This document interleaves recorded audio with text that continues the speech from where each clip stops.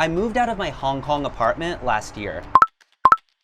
And a few months later, that same apartment was listed online for $1,500 per month, instead of the $2,100 that I had to pay every month for 2 years. That's almost a 30% decrease. But don't worry, I'm not a victim of a greedy landlord. It's just that rents in Hong Kong are falling. It's basic supply and demand. Because COVID, you have less people moving to the city and more people leaving the city, causing rent prices to plunge. Although this article says they're just plunging 10 to 15%.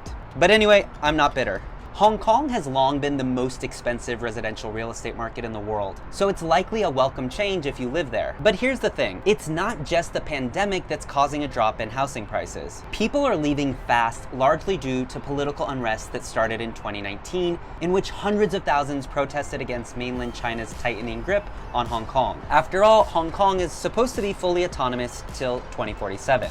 During the time of the protests, I met people who normally would have studied in Hong Kong, but said they were actively trying to go to the US, Canada, or the UK, in part because their parents wanted them to go to a place with more certainty. And this is the ultimate example of brain drain, where some of society's smartest minds leave because of economic or political reasons. But there's an interesting twist here. See, Hong Kong has a population of about 7.5 million people, and an estimated 3 million of them are eligible to apply for a special visa that could guarantee a path to citizenship in the UK.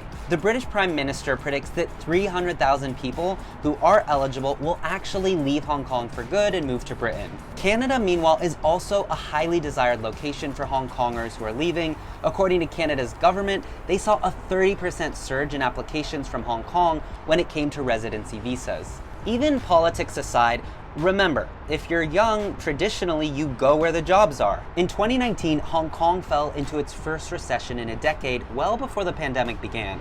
In 2020, its economy shrank by more than 6%, a new record. Exports and imports of services both fell more than 35%, and its unemployment is now 6.6%, the highest in 16 years. So imagine all of this while also trying to afford paying rent and just live day to day in the world's most expensive city. And it's perhaps no wonder at all that you get brain drain. Let me know in the comments, what do you think? What is the future of Hong Kong going to look like? While you're at it, check out more of my videos, subscribe to my channel, and find me online at Uptin.